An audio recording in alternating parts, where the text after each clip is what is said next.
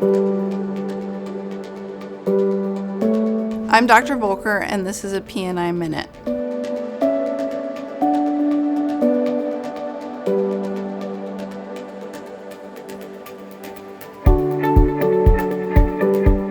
Acoustic neuromas are a benign growth that grows on the hearing imbalance nerve. Another name for an acoustic neuroma is a vestibular schwannoma.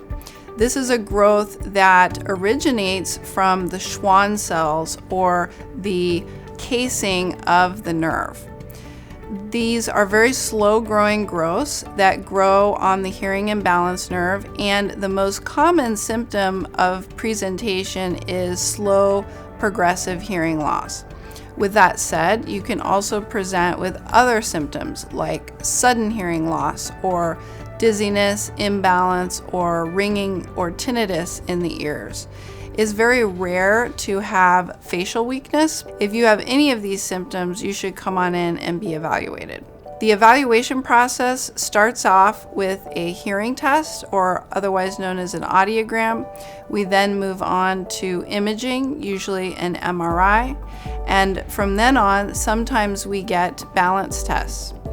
The treatment options are reliant on several factors. Number one, what is the size of the tumor? Number two, what are the underlying symptoms of presentation and how bad are the symptoms, the symptom severity? Number three, looking at the patient. How old is the patient? What are the comorbidities or other medical conditions? Are they very sick? Are they very healthy? And we take all of those issues into account when coming up with a treatment plan for the patient.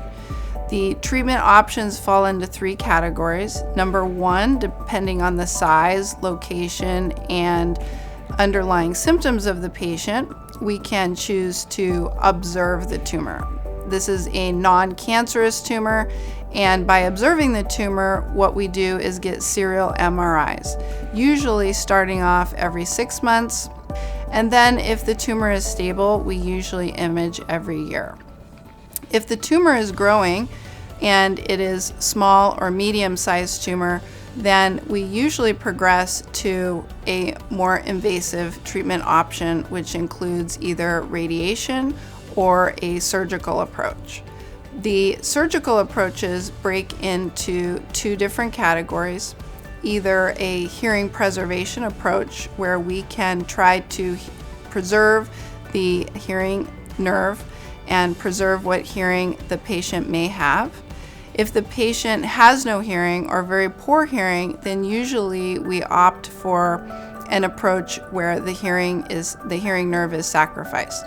With that said, more recent interventions, if we are able to save that hearing nerve, then more recent advances is we can then place a cochlear implant at that time to restore the patient's hearing.